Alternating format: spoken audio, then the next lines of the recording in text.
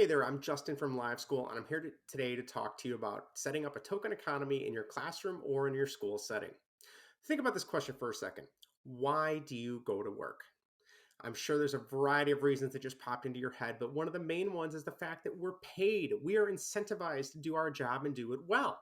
It's not selfish to admit. Heck, I love doing my job to the best of my ability, but the paycheck is something that keeps me coming back.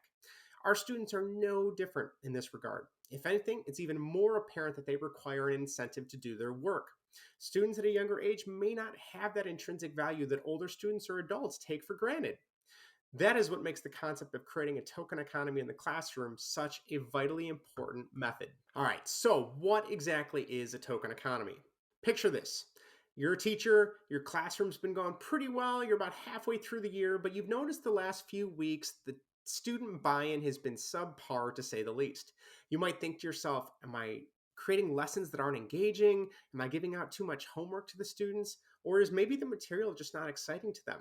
These are all questions that teachers and educators have had to wrangle with since the beginning of time.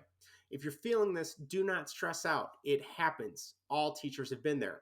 However, the key aspect of this is being able to pick yourself up and implement a technique that will reinvigorate your students into wanting to be successful. This can be done by implementing a token economy in your classroom.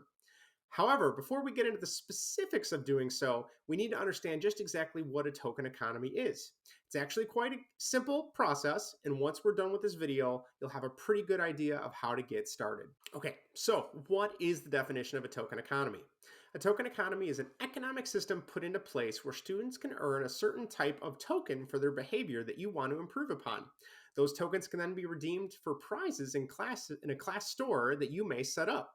Just like an adult may redeem their paycheck for a new TV, groceries, having to pay the electric bill, and so on, this token economy in your classroom allows students to redeem those tokens for prizes or potential perks that will be able to be available to them within the classroom setting. So, what exactly should we look for in terms of behavior when it comes to implementing a token economy in the classroom? In order for this to actually be successful, you have to figure out what behaviors you want to try to increase if they're positive or improve if they're negative. It's important to start out small in this regard so you don't overwhelm both yourself and your students. Target 3 to 4 behaviors you'd like to see more prevalent in your classroom. You can then target these with a combination of the ones that we're going to list in a second. Number one, you could focus on academic behaviors. You could focus on social emotional behaviors or SEL. And lastly, you can focus on just behavior focused situations that pop up in the classroom. Academic behaviors. So, for example, your students may be having an issue turning in work on time or maybe not completing it to the best of their ability.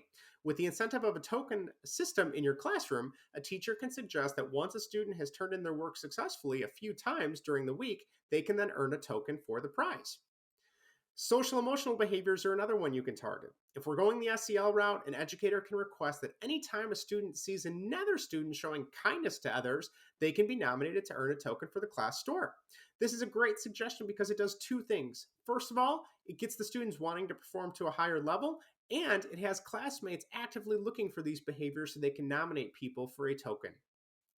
General behaviors. Lastly, there's a chance that just overall behavior or misbehavior might be an issue in your class.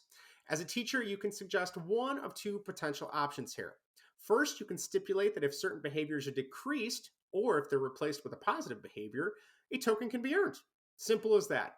Or the other component could be that if a student is struggling with their behaviors, but they're actively able to come back and redeem themselves before the end of class, they can then earn a token as well. So, why does the token economy system work in general?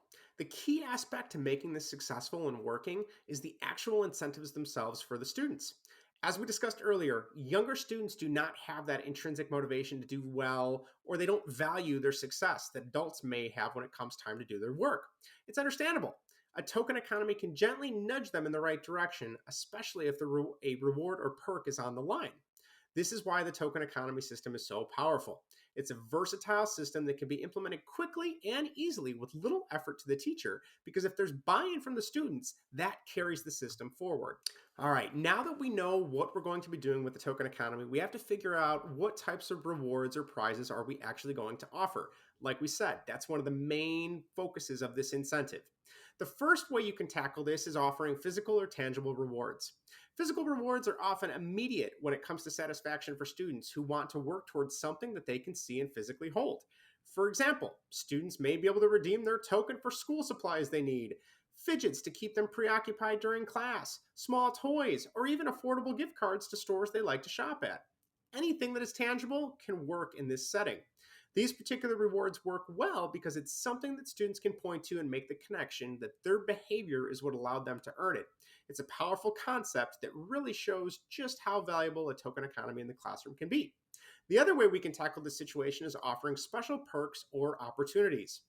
This aspect has students being able to get a chance to maybe have a classroom job.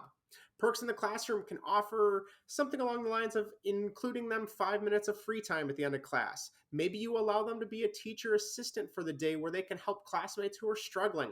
Maybe they're the class runner where they can deliver messages to other teachers if you have something going on and need to message someone right there in real time. The potential is really endless because these perks are just basic small tasks that a student may be excited to take part in and will set them apart from others. So, as we discussed, a token economy is basically and literally a one stop shop for better behavior in your classroom or school setting. A token economy is an invaluable behavior management tool to not only re engage students who may be struggling, but also incentivize both their learning and their behavior. One of the strongest aspects of any particular system that can be both implemented at all grade levels and tweaked to support a variety of needs and issues is that token economy. Regardless if you're having academic, behavioral, or social emotional issues in the class, a token economy setup can act as both a literal one stop shop to help improve those potential issues and make your classroom a more exciting place to be for students.